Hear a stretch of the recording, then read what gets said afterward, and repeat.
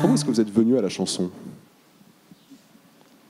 Je pourrais presque pas vous répondre. Ce sont les chansons qui sont venues à moi quand j'étais enfant, quand j'étais petite. Des chansons de grande variété française. Aznavour, Cabrel, Berger, Sanson. Et puis ça m'a marqué tout de suite. Je vais vous raconter une anecdote. J'ai fêté mes 35 ans il y a quelques jours. Et par un pur hasard, j'ai atterri dans un karaoké en plein milieu de l'après-midi. Et je me suis prise au jeu. J'étais un peu rétive au départ. Et puis, je me suis aperçue en fait que dès que j'ai pris ce micro et que je me suis mise à chanter, il y a un petit truc qui a fait que j'étais à mon endroit. Enfin, je ne sais pas comment vous expliquer, mais en fait, je me suis dit, mais j'adore ça. C'est comme, encore une fois, une joie simple.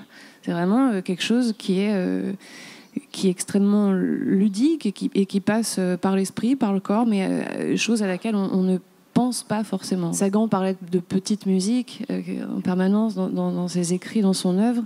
Moi, il y avait toujours cette petite mélodie qui était là. Ces petites mélodies, c'est donc des mélodies musicales ou c'est la mélodie des mots ? Qu'est-ce qui vient en premier ?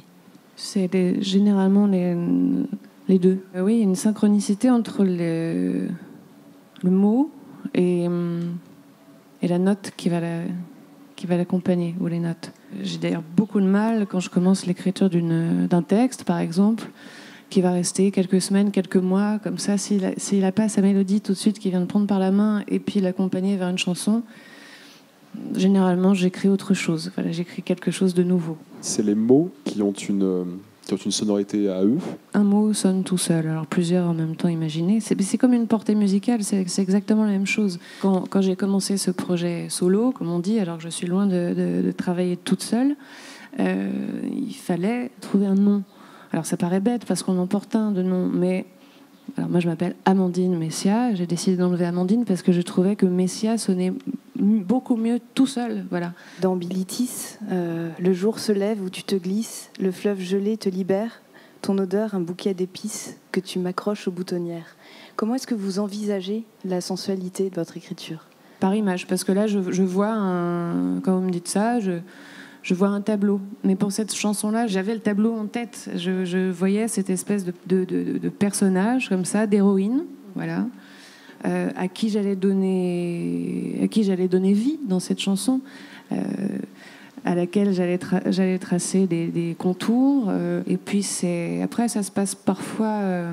J'aime bien faire des ponts entre les arts, c'est-à-dire parler de la chanson, mais en donnant l'exemple d'une autre pratique artistique. Voilà, on pense à un personnage, on lui construit une identité, un chemin, et puis sa petite musique. Voilà. Qu'est-ce qu'une chanson réussie ?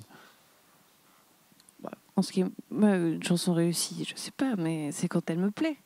C'est comme une personne dans la vie. Enfin, c'est comme quand on parle avec quelqu'un, qu'il se passe quelque chose. Bon, là, quand je l'écoute et que ça me fait quelque chose, je me dis, voilà, c'est peut-être pas réussi, mais c'est déjà ça de prix. Ça me plaît, allons jusqu'au bout.